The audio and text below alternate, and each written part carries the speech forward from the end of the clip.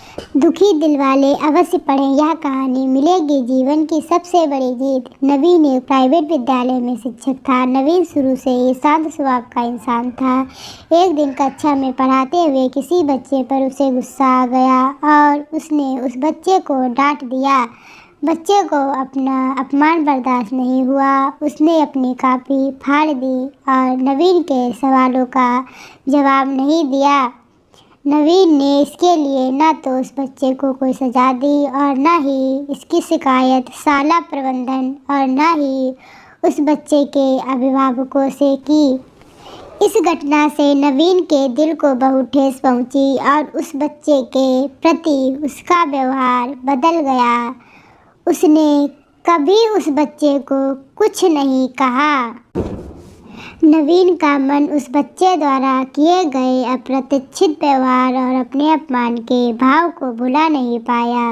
नवीन के मन की ये हालत हालांकि और किसी की समझ में नहीं आ रहे थे, लेकिन इससे सबसे ज़्यादा खुद नवीन और वह बच्चा पीड़ित थे। खुद उस बच्चे ने नवीन से पूछा, सर आप सबको उनकी गलतियों के लिए डांटते हैं, लेकिन मुझे क्यों नहीं डांटते? मुझसे क्या गलती हो गई है?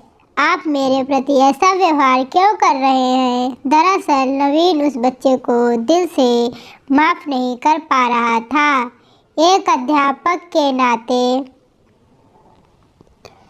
वह अपना अध्यापन का फर्ज तो निभा रहा था, लेकिन अंदर ही अंदर अपने प्रति उस बच्चे के व्यवहार की खटास उसे सहज नहीं होने दे रही थी। नवीन का मन उस अपमान को भुला नहीं पा रहा था। उस बच्चे के व्यवहार से नवीन को दुख पहुंचा था। ऐसा होते होते कई दिन बीत गए। कुछ दिनों बाद नवीन का शहर के एक ध्यान शिविर में जाना हुआ, जहां ध्यान से पहले आत्मशुद्धि के लिए एक सेशन चल रहा था। वहां अनुदेशक सब लोगों से अपने आप से दूसरों को माफ़ करने के लिए कह रहा था। जिसने तुम्हारा दिल दुखाया उसे माफ़ कर दो, उसकी गलतियों की सज़ा भगवान खुद देगा। तुम उसे माफ़ न करके अपने आप को पीड़ा दे रहे हो।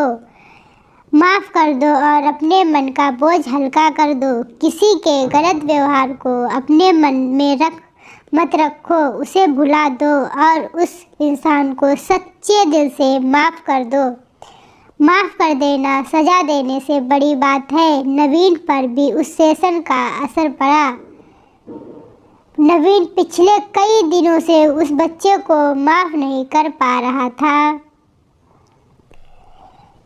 इस ध्यान सत्र के दौरान नवीन ने भी उस बच्चे को माफ़ कर दिया। आज नवीन को एहसास हुआ कि माफ़ कर देना जीवन की सबसे बड़ी जीत है।